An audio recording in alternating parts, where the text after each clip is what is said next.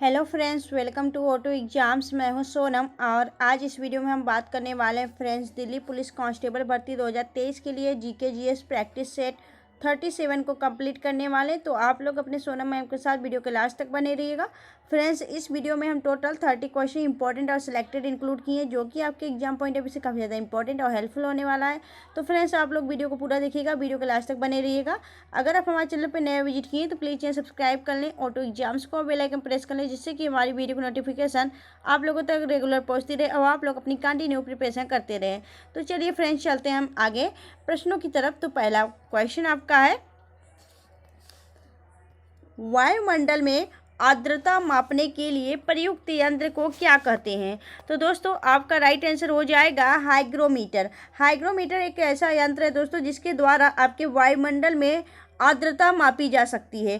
ठीक है, बात करेंगे यहाँ पे बैरोमीटर की। तो बैरोमीटर जो है दोस्तों, यह आपके वायु दाब के नियंत्रण करने के लिए किया जाता है। वायु दाब को मापने के लिए दोस्तों आपका बैरोमीटर इस्तेमाल किया जाता है। एनीमोमीटर जो है दोस्तों, यह आपके हवा की तीव्रता और वेग की ज्ञात करने के लिए एनीमोमीटर का प्रयोग किया जाता है। थर्मामीटर जो है दोस्तों, आपके टेम्परेचर, ठीक है, टेम्परेचर को, तापमान जो है दोस्तों, उसको मापने के लिए आपका थर्मामीटर का इस्तेमाल किया जाता है। चलिए आगे देखेंगे हम नेक्स्ट क्वेश्चन की तरफ। अगला क्वेश्चन आपका है, भारतीय संविधान की किस अनुसूची में दल बदल के आधार पर संसद सदस्य की अपात्रता का प्रावधान है? तो आपका राइट आंसर हो जाएगा 10वीं अनुसूची। दोस्तों, 10वीं अनुसूची जब हुई थी, आपकी 52वां संविधान संशोधन 1985 में हुआ था दोस्तों। इसके द्वारा आपके 10वीं अनुसूची में दल बदल के आधार पर दोस्तों दल बदल का आपका प्रावधान किया गया था, दल बदल जोड़ा गया था आपका।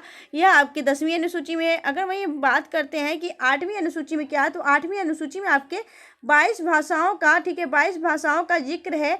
ठीक है, 22 भाषाओं का जिक्र आपके किसमें है? तो 8वीं अनुसूची में है। 7वीं अनुसूची की बात की जाए तो जो आपकी 7वीं अनुसूची है, इसमें आपके संघ एवं राज्य के बीच शक्तियों के बंटवारे से संबंधित है। और इसी में जो 7वीं अनुसूची है, और इसी में बात की जाए तो 7वीं अनुसूची में ही आपकी संघ सूची, समवर्ती सूची और राज्य सूची सम्मिलित है। ठीक है, चलिए आगे देखेंगे नेक्स्ट क्वेश्चन तरफ। अगला क्वेश्चन आपका है, अभिज्ञान शकुंतलम को किसकी उत्कृष्टि के रूप में गिना जाता है? तो आपका राइट आंसर हो जाएगा कालिदास। कालिदास की यह रचना है अभिज्ञान शकुंतलम। इसके अलावा इनकी और रचनाएं हैं, जैसे कि विक्रम वर्षियम, मालविका, अग्निमित्रम, और इसके अलावा आपका कुमार संभवम, रघुवंशम, मेघदूत और ऋतु संहार, यह इनकी रचनाएं कालिदास की। कालिदास जो है दोस्तों, इन्हें भारत का शेक्सपियर कहा जाता है। कालिदास की बात की जाए तो कालिदास जो है दोस्तों, यह चंद्रगुप्त द्वितीय, जिसे विक्रमादित्य के नाम से जाना जाता था दोस्तों, यह उनके दरबार में कवि हुआ करते थे। बात करेंगे सूरदास की। तो सूरदास की रचना है सूरसागर और साहित्य लहरी। अश्वघोष की बात की तो अश्वघोष ने बुद्ध चरित की रचना की है। और जो यह शूद्रक है दोस्तों, इन्होंने मृच्छकटिकम की रचना की है, याद रखिएगा। चलिए आगे देखेंगे नेक्स्ट क्वेश्चन तरफ। अगला क्वेश्चन आपका है, डैश डैश पहला मुस्लिम शासक था जिसका साम्राज्य लगभग पूरे भारत में चरम दक्षिण तक फैला हुआ था? तो आपका राइट आंसर हो जाएगा Alauddin Khilji. Alauddin Khilji is the right answer दोस्तों। यह खिलजी वंश का आपका शासक था। बात करेंगे हम अलाउद्दीन खिलजी के बारे में। तो अलाउद्दीन जो खिलजी है दोस्तों, इसे द्वितीय सिकंदर के रूप में जाना जाता था। और इसी ने दोस्तों अलाई दरवाजे, जो दिल्ली में अलाई दरवाजा दोस्तों, इस अलाई दरवाजा का जो निर्माण है वह आपका अलाउद्दीन खिलजी ने ही कराया था। बात करेंगे यहाँ पे एक सीरी का किला है, वह भी अलाउद्दीन खिलजी ने ही बनवाया था। इसके अलावा अलाउद्दीन खिलजी का एक प्रमुख सेनापति था मलिक काफूर। मलिक काफूर काफ़ी फेमस है दोस्तों। आपसे पूछा जा सकता है कि अलाउद्दीन खिलजी का पर जो प्रमुख सेनापति था उसका क्या नाम है? तो मलिक काफूर है, याद रखिएगा, काफ़ी प्रसिद्ध है और उसने कई लड़ाइयाँ भी जितवाई थी अलाउद्दीन खिलजी को। चलिए आगे देखेंगे नेक्स्ट क्वेश्चन की तरफ। अगला क्वेश्चन आपका है, जनवरी 1931 में महात्मा गांधी की जेल से रिहाई के बाद कांग्रेस नेताओं ने भविष्य की कार्रवाई की योजना डैश में मुलाकात की? तो आपका राइट आंसर हो जाएगा इलाहाबाद में। दोस्तों, 1931 के जो महात्मा गांधी जब जेल से उनकी रिहाई होती है, तो कांग्रेस नेताओं ने अपनी भविष्य की कार्रवाई की योजना के लिए उनसे कहाँ मुलाकात की थी, तो इलाहाबाद में मुलाकात की थी, तो राइट आंसर हो जाएगा ऑप्शन सी। बात करेंगे हम जन्म की, तो महात्मा गांधी का जन्म कब हुआ था, तो महात्मा गांधी का जो जन्म है दोस्तों यह 2 अक्टूबर, ठीक है, 2 अक्टूबर 1869 में की गई थी। इनका जन्म हुआ था दोस्तों आपके पोरबंदर, गुजरात में पोरबंदर नामक स्थान पे हुआ था। इनकी जो मृत्यु होती है वह इनकी मृत्यु आपके 31 जनवरी, ठीक है, कहाँ होती है, तो 31 जनवरी 1948 में इनकी क्या हो जाती है, मृत्यु हो जाती है, याद रखिएगा, ठीक है। चलिए आगे देखेंगे हम नेक्स्ट क्वेश्चन तरफ। अगला क्वेश्चन आपका है, भारत का सबसे बड़ा आदिवासी समूह कौन सा है, तो आपका राइट आंसर हो जाएगा भील जनजाति। भील जनजाति दोस्तों 2011 के जनगणना के अनुसार जनजातियों का सबसे बड़ा समूह है और यह आपके कई इलाकों में पाए जाते हैं भील जनजाति, ठीक है। भील जनजाति सबसे बड़ी है, दूसरे पे आपकी गोंड जनजाति है, तीसरे पे आपकी संथाल जनजाति आती है। बात की जाए सबसे ज़्यादा जो आपकी जनजातियों का जनसंख्या है वह कहाँ पे है आदिवासियों का, तो यह आपके मध्य प्रदेश में, और सबसे कम कहाँ है, आपके मेघालय में, ठीक है। चलिए आगे देखेंगे नेक्स्ट क्वेश्चन तरफ। अगला क्वेश्चन आपका है, जलियांवाला बाग हत्याकांड किस शहर में हुआ था, तो आपका राइट आंसर हो जाएगा अमृतसर पंजाब में, ठीक है।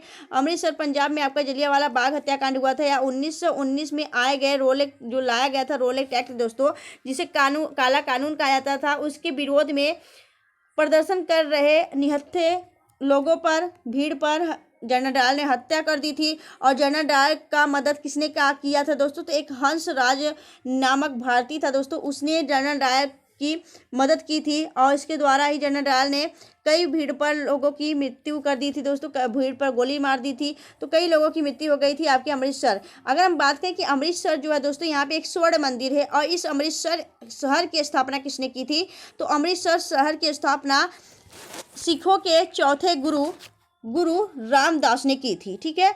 चलिए आगे देखेंगे नेक्स्ट क्वेश्चन तरफ। अगला क्वेश्चन आपका है, सारे इंपॉर्टेंट क्वेश्चन है दोस्तों आपके एग्जाम पॉइंट ऑफ व्यू से, तो आप लोग इस वीडियो को पूरा देखिएगा। अगर आपको वीडियो अच्छी लग रही है, हेल्पफुल लग रही है, तो प्लीज वीडियो को लाइक और सब्सक्राइब जरूर करिएगा फ्रेंड्स। चलिए चलते हैं हम नेक्स्ट क्वेश्चन तरफ। अगला क्वेश्चन आपका है, निम्नलिखित में से किस शहर को भारत का इलेक्ट्रॉनिक शहर कहा जाता है, तो आपका राइट आंसर हो जाएगा बेंगलुरु। बेंगलुरु को भारत का इलेक्ट्रॉनिक शहर कहा जाता है। बात करेंगे हम बेंगलुरु के बारे में दोस्तों, तो दोस्तों जो इसरो है, इसरो का जो मुख्यालय वह बेंगलुरु में स्थित है।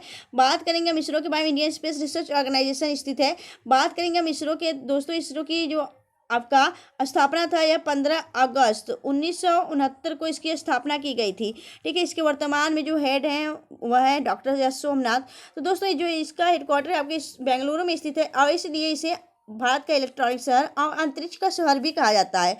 चलिए आगे देखेंगे हम नेक्स्ट क्वेश्चन तरफ। अगला क्वेश्चन आपका है, केंद्रीय खनन अनुसंधान संस्थान कहाँ स्थित है, तो आपका राइट आंसर हो जाएगा धनबाद। धनबाद कहाँ है दोस्तों, यह झारखंड में है, तो झारखंड के धनबाद में आपका केंद्रीय खनन अनुसंधान संस्थान स्थित है, ठीक है। बात करेंगे यहाँ पे हम कोलकाता में क्या है, तो दोस्तों कोलकाता में आपका केंद्रीय जूट अनुसंधान संस्थान स्थित है। नई दिल्ली में आपका केंद्रीय सड़क अनुसंधान संस्थान, केंद्रीय आपका ट्रैक्टर अनुसंधान संस्थान, यह कहाँ पे स्थित है, आपके नई दिल्ली में स्थित है। हिसार की बात करें दोस्तों, यहाँ पे आपका केंद्रीय भैंस अनुसंधान संस्थान आपका हिसार में है। वहीं अगर हम बात करें हिसार कहाँ दोस्तों, हिसार हरियाणा में। और आपके करनाल हरियाणा की बात की जाए तो वहाँ पे आपका केंद्रीय दुग्ध अनुसंधान संस्थान स्थित है, ठीक है। तो इस क्वेश्चन का राइट आंसर हो जाएगा ऑप्शन सी। चलिए चलते हैं आगे नेक्स्ट क्वेश्चन तरफ। अगला क्वेश्चन आपका है, भाग 4A मूल कर्तव्य से संबंधित अनुच्छेद है, यह किस अनुच्छेद में है दोस्तों, तो आपका राइट आंसर हो जाएगा अनुच्छेद 51A। 51A के तहत आपके भाग 4A में क्या जोड़ा गया है, मूल कर्तव्य जोड़ा गया है। और यह किस संविधान संशोधन द्वारा जोड़ा गया था, तो आपका 42वां संविधान संशोधन 1976 में से जोड़ा गया था दोस्तों, ठीक है। अगर हम बात करेंगे यहाँ पे हम जो आपका यह मूल कर्तव्य है, जब यह मूल कर्तव्य दोस्तों किस समिति के तहत जोड़ा गया था, तो यह आपके सरदार स्वर्ण सिंह समिति के द्वारा इसे आपका 10 मूल कर्तव्य को जोड़ा गया था। अब वर्तमान में कुल 11 मूल कर्तव्य हैं। यह कहाँ से लिया गया था दोस्तों, किस संविधान से, तो रूस के संविधान से अडॉप्ट किया गया था, ठीक है फ्रेंड्स। चलिए आगे देखेंगे हम नेक्स्ट क्वेश्चन तरफ। अगला क्वेश्चन आपका है यहाँ पे कि मूल कर्तव्य किस संविधान संशोधन जोड़े गए थे दोस्तों, तो आपका राइट आंसर हो जाएगा यह आपका 42वां संविधान संशोधन के द्वारा जोड़ा गया था 1976 में, ठीक है। चलिए आगे देखेंगे नेक्स्ट क्वेश्चन तरफ। अगला क्वेश्चन आपका है, पंचायती राज व्यवस्था को किस संविधान संशोधन के तहत जोड़ा गया था? तो आपका राइट आंसर हो जाएगा 73वां संविधान संशोधन 1992 में। 73वां संविधान संशोधन 1992 में आपके जो है दोस्तों यह पंचायती राज व्यवस्था को जोड़ा गया था संविधान में। पंचायती राज व्यवस्था की बात की जाए तो यह सबसे पहले आपके राजस्थान में लागू किया गया था। राजस्थान के नागौर जिले से शुरुआत की गई थी। और दूसरे में आपका कौन सा है पंचायती राज व्यवस्था को लागू करने वाला? तो आंध्र प्रदेश से, याद रखिएगा।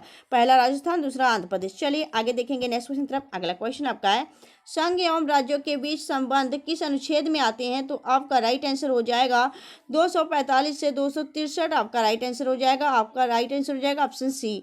नेक्स्ट क्वेश्चन देखेंगे। अगला क्वेश्चन आपका है कि कौन से अनुच्छेद के अंतर्गत भारत का सर्वोच्च न्यायालय नागरिकों के लिए मौलिक अधिकारों की रक्षा करती है? तो आपका राइट आंसर हो जाएगा आर्टिकल 32। आर्टिकल 32 जो है दोस्तों संवैधानिक उपचारों का अधिकारों का उपचार है दोस्तों। तो यह आपका इसके तहत आप अगर आपके जो है मौलिक अधिकारों की हनन हो रही है दोस्तों, तो आप इसके तहत आपने सुप्रीम कोर्ट में याचिका दायर कर सकते हैं दोस्तों। सुप्रीम कोर्ट इसको स्वीकार करेगा और आपके हक जरूर दिलाएगा दोस्तों। तो आप सभी जानते हैं कि इसी को आर्टिकल 32 को ही जो भीमराव अंबेडकर जी हैं दोस्तों, इनको संविधान की आत्मा कहते हैं। अगर बात करें हम आर्टिकल 21 की, तो आर्टिकल 21 क्या है? आर्टिकल 21 में आपके प्राणदैहिक स्वतंत्रता का उल्लेख किया गया है। और आर्टिकल 20 में आपके अपराधों के लिए दोष सिद्धि के लिए संरक्षण से बचाव आपके कहाँ पे? आर्टिकल 20 में।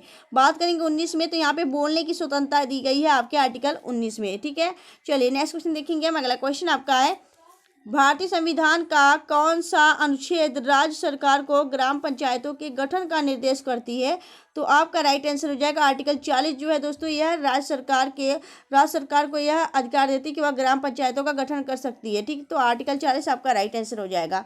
नेक्स्ट क्वेश्चन देखेंगे। अगला क्वेश्चन आपका है कि सितारा देवी देश से संबंधित है? तो सितारा देवी जो है दोस्तों ये कथक नृत्यांगना है, तो कथक से संबंधित है आपकी सितारा देवी। इसके अलावा आपका लच्छू महाराज, बिरजू महाराज, अक्षर महाराज, ये सभी आपके किससे संबंधित है? कथक से संबंधित है। मणिपुर से बात करें तो झावेरी बहनें जो सुनंदा, नैना, ये सभी हैं दोस्तों, यह आपकी क्या है? यह आपकी झावेरी बहनें जो है मणिपुर से संबंधित है। मणिपुर आपका पूर्वी राज्य है दोस्तों, याद रखिएगा, इससे संबंधित है। ठीक है, उत्तर पूर्वी राज्य। चलिए नेक्स्ट क्वेश्चन देखेंगे हम। अगला क्वेश्चन आपका है तीन कठिया प्रथा का संबंध निम्नलिखित में से किससे है? तो आपका राइट आंसर हो जाएगा चंपारण। चंपारण बिहार दोस्तों, बिहार में आपके 1917 में चंपारण बिहार में महात्मा गांधी ने तीन कठिया प्रथा जो था दोस्तों नील की खेती के लिए आपका यह पहला चंपारण आंदोलन किया गया था। किसके द्वारा? तो यह आपके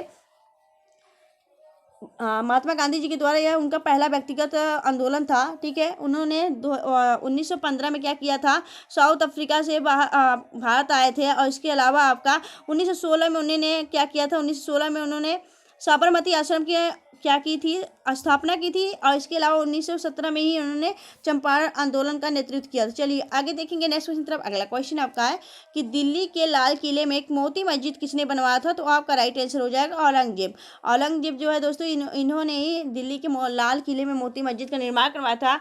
इसके अलावा औरंगजेब की बात की जाए, औरंगजेब जो है दोस्तों इसे जिंदा पीर कहा जाता था। और इसने नहीं क्या दोस्तों, इसने ही आपके जो सिख गुरु थे, नवे सिख गुरु तेग बहादुर। ठीक है, तेग बहादुर की इन्होंने क्या किया था? तो इन्होंने हत्या कर दी थी तेग बहादुर की।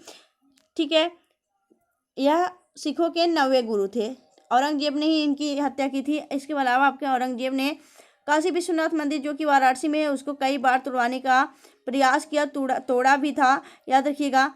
और औरंगजेब ने ही बीबी के मकबरे का निर्माण करवाया है। ठीक है, चलिए आगे देखेंगे हम नेक्स्ट क्वेश्चन तरफ। अगला क्वेश्चन आपका है निम्नलिखित में से किस व्यक्तित्व ने वर्ष 2019 में कथकली नृत्य के लिए अपने योगदान के लिए पद्मश्री जीता है? तो आपका राइट आंसर हो जाएगा मिलिना साल्वेनी आपका एक नृत्यांगना है कथकली की, और इनको इनके योगदान के लिए पद्मश्री दिया गया था। बात करेंगे यहाँ पे हम जो है आपका कथकली है दोस्तों, यह कथकली मोहिनीअट्टम, यह दो आपके शास्त्रीय नृत्य हैं और यह किस राज्य के? केरल के हैं। चलिए आगे देखेंगे नेक्स्ट क्वेश्चन तरफ। अगला क्वेश्चन आपका है निम्नलिखित में से किस भारतीय राज्यों में राज्य की समुद्री तट रेखा सबसे छोटी है? तो आपका राइट आंसर हो जाएगा पश्चिम बंगाल। दोस्तों तट रेखा जो होता है समुद्र के किनारे जो आपके बसे हुए जो आपके देश राज्य हैं, सबसे जो आपकी तट रेखा राज्यों की जो समुद्री तट रेखा सबसे कम है वह है पश्चिम बंगाल की। अधिकांश लोग गोवा भी बताते हैं, पर गोवा आपका नहीं है। अभी नया डेटा के अनुसार आपका पश्चिम बंगाल सबसे कम तट रेखा वाला राज्य है। सबसे ज़्यादा की बात की जाए, सबसे ज़्यादा आपका गुजरात का तट रेखा है। ठीक है, वर्तमान में कुल कितने तट रेखा वाले राज्य हैं? तो कुल आपके 9 कोस्टल स्टेट हैं, याद रखिएगा। चलिए आगे देखेंगे नेक्स्ट क्वेश्चन। अगला क्वेश्चन आपका है कि भारत के उपराष्ट्रपति के रूप में निम्नलिखित में से नियुक्त होने के लिए न्यूनतम आयु मापदंड क्या है? तो आपका राइट आंसर हो जाएगा 35 वर्ष इज द राइट आंसर। 35 वर्ष जो है दोस्तों यह आपके उपराष्ट्रपति के नियुक्त होने के लिए एक न्यूनतम मापदंड है, आयु मापदंड। बात करेंगे उपराष्ट्रपति के बारे में। वर्तमान में भारत के उपराष्ट्रपति कौन है? तो कौन है दोस्तों? तो दोस्तों वर्तमान में जो भारत के उपराष्ट्रपति हैं यह आपने हमें कमेंट करके बताना है। और प्रधानमंत्री कौन है और इसके अलावा आपके राष्ट्रपति कौन है, इन तीनों के बारे में बताना है। और यह कौन से नंबर के नियुक्त किए गए यह भी आपके बताना है। ठीक है, आप हमें कमेंट सेक्शन में कमेंट बताएंगे। बात करेंगे यहाँ पे हम, अगर यह जो आपका 35 वर्ष है दोस्तों यह आपके उपराष्ट्रपति के लिए काफ़ी न्यूनतम आयु है, याद रखिएगा। चलिए आगे देखेंगे नेक्स्ट क्वेश्चन तरफ। अगला क्वेश्चन आपका है, भारत में चुनाव के लिए आदर्श आचार संहिता कौन लागू करता है? तो आपका राइट आंसर हो जाएगा आदर्श संहिता जो है दोस्तों यह कौन लागू करता है? यह चुनाव आयोग के द्वारा लागू किया जाता है। राइट आंसर हो जाएगा ऑप्शन डी। ठीक है, चलिए आगे देखेंगे नेक्स्ट क्वेश्चन तरफ। अगला क्वेश्चन आपका है, कौन सी नदी हिमालय की सबसे पूर्वी सीमा को चिन्हित करती है? तो आपका राइट आंसर हो जाएगा ब्रह्मपुत्र नदी जो है दोस्तों यह सबसे पूर्वी सीमा को चिन्हित करती है और यह यांग याप दर्रे से भारत में इंटर करती है। बात करेंगे हम ब्रह्मपुत्र की, तो ब्रह्मपुत्र जो आपका पुत्र नदी है दोस्तों यह सबसे बड़ी माजुली द्वीप का निर्माण आपके कहाँ पे की है? तो यह आपके असम में की गई है दोस्तों। असम में आपके ब्रह्मपुत्र से मिलकर क्या बनी? माजुली द्वीप। यह विश्व का सबसे बड़ा एक नदी द्वीप है। ठीक है, बात करेंगे हम ब्रह्मपुत्र के बारे में। तो ब्रह्मपुत्र आपके भारत से होकर कहाँ जाता है? तो बांग्लादेश में जाता है। बांग्लादेश में ब्रह्मपुत्र को किस नाम से जानते हैं? तो बांग्लादेश में ब्रह्मपुत्र को जमुना के नाम से जाना जाता है, याद रखिएगा। चलिए आगे देखेंगे नेक्स्ट क्वेश्चन तरफ। अगला क्वेश्चन आपका है कि उस्ताद अमजद खां अली खां का संबंध निम्नलिखित में से किस वाद्य यंत्र से है? तो आपका राइट आंसर हो जाएगा या सरोद वादक है, याद रखिएगा। सरोद वादक आपका राइट आंसर हो जाएगा। ठीक है, चलिए नेक्स्ट क्वेश्चन देखेंगे हम। अगला क्वेश्चन आपका है, सहायक संधि नामक प्रणाली की शुरुआत किस वर्ष 1978, ठीक है 1978 में डैश ने तैयार किया था। तो आपका राइट आंसर हो जाएगा सहायक संधि जो है दोस्तों, सहायक संधि नामक प्रणाली यह वर्ष 1978 में डैश ने तैयार किया था। तो किसने तैयार किया था? तो आपका राइट आंसर हो जाएगा, इसे किसने तैयार किया? तो लॉर्ड डलहौजी ने किया था। तो राइट आंसर हो जाएगा आपका लॉर्ड डलहौजी। ठीक है, लॉर्ड डलहौजी की बात करें दोस्तों, ठीक है, इसने ही आपके सहायक संधि नामक प्रणाली की शुरुआत की थी। बात करेंगे यहाँ पे माउंटबेटन की। माउंटबेटन जो है दोस्तों यह कौन था? तो माउंटबेटन आपका भारत स्वतंत्रता के प्राप्ति के समय भारत का गवर्नर जनरल था। ठीक है, लॉर्ड कैनिंग जो था दोस्तों यह 1857 की क्रांति के समय आपका यह भारत का गवर्नर था, याद रखिएगा। चलिए नेक्स्ट क्वेश्चन देखेंगे। अगला क्वेश्चन आपका है कि 1952 में, ठीक है 1952 में आपका जो ओलंपिक खेला गया था, ओलंपिक खेल निम्नलिखित में से किस शहर में आयोजित किया गया था? तो यह आपके हेलसिंकी में आयोजित किया गया था। राइट आंसर हो जाएगा आपका हेलसिंकी। चलिए नेक्स्ट क्वेश्चन देखेंगे हम। अगला क्वेश्चन आपके, निम्नलिखित में से कौन सा कृषि आधारित उद्योग है? तो आपका राइट आंसर हो जाएगा चीनी। चीनी जो है दोस्तों यह आपका कृषि औद्योगिक एक क्या है? कृषि आधारित एक उद्योग है। ठीक है, चलिए नेक्स्ट क्वेश्चन देखेंगे। अगला क्वेश्चन आपका है कि प्रसिद्ध पांडवलेनी गुफाएं निम्नलिखित में से किस राज्य में स्थित है? तो आपका राइट आंसर हो जाएगा या महाराष्ट्र में स्थित है। जो पांडवलेनी गुफाएं दोस्तों यह महाराष्ट्र में स्थित है। बात करेंगे हम महाराष्ट्र के बारे में। तो दोस्तों महाराष्ट्र की राजधानी कौन सी है? तो नागपुर और मुंबई, यह 2 राजधानियां हैं आपके महाराष्ट्र की। ठीक है, चलिए आगे देखेंगे नेक्स्ट क्वेश्चन तरफ। अगला क्वेश्चन आया है कि घोंघे पशु साम्राज्य के किस संघ का एक उदाहरण है? तो आपका राइट आंसर हो जाएगा, जो घोंघा है दोस्तों यह किससे संबंधित है? किस संघ का एक आपका यह रहने वाला है घोंगा, तो आपका राइट आंसर हो जाएगा यह मोलस्का संघ से संबंधित है। मोलस्का संघ से संबंधित है आपका यह घोंगा, जिसे स्नेल के रूप में आप जानते हैं। चलिए नेक्स्ट देखेंगे हम। अगला क्वेश्चन आपका है कि भारत की समुद्री तट रेखा, जिसमें अंडमान निकोबार द्वीप समूह तथा लक्षद्वीप द्वीप समूह भी शामिल है, तो उसकी कुल लंबाई कितनी है, डैश लंबाई है। तो आपका राइट आंसर हो जाएगा आपके अंडमान निकोबार और लक्षद्वीप जैसे आपके जो दोस्तों आपका यह समुद्री तट रेखा वाला आपका क्या है यूटी है, वह आपका कुल कितना इसका लंबी है दोस्तों, कितना लंबाई है। तो आपका राइट आंसर हो जाएगा यह option C is the right answer. 7,000 जो है आपका है option C is the right answer. बात करेंगे यहाँ पे हम अंडमान निकोबार की, ओनली अगर अंडमान निकोबार की बात की जाए तो यहाँ पे जो है दोस्तों सबसे ज़्यादा आपका क्या है द्वीप वाला आपका यह अंडमान निकोबार है। बात करें अंडमान निकोबार में एक क्या है आपका सक्रिय ज्वालामुखी, जिसे आपका क्या नाम है दोस्तों, तो जो आपका सक्रिय ज्वालामुखी है आपका यह आपके कहाँ पे स्थित है, अंडमान निकोबार में स्थित है, बैरन ज्वालामुखी। बात करेंगे यहाँ पे आपका एक नेशनल पार्क है जिसका नाम अभी हाल ही में परिवर्तित करके क्या रखा गया, तो माउंट हैरियट नेशनल पार्क का नाम बदल के माउंट मणिपुर कर दिया गया है। यह आपके अंडमान निकोबार में स्थित है। तो ये सभी बातें आपको याद रखनी है दोस्तों। अंडमान निकोबार की राजधानी क्या है, पोर्ट ब्लेयर। ठीक है, तो फ्रेंड्स मिलेंगे आपसे नेक्स्ट वीडियो में ऐसे ही बेस्ट कंटेंट के साथ। दोस्तों अगर आपको वीडियो अच्छी लगी हो, हेल्प लगी हो, तो प्लीज़ वीडियो को लाइक और चैनल सब्सक्राइब जरूर करिएगा। फ्रेंड्स आप लोग इस वीडियो को ग्रुप में शेयर कर दिया करिए, जिससे कि यह वीडियो और भी लोगों के पास पहुंचे और भी लोग इससे अपनी तैयारी कर सके। फ्रेंड्स तो मिलेंगे आपसे ऐसे ही बेस्ट कंटेंट के साथ नेक्स्ट वीडियो में, तब तक के लिए बाय बाय, टेक केयर।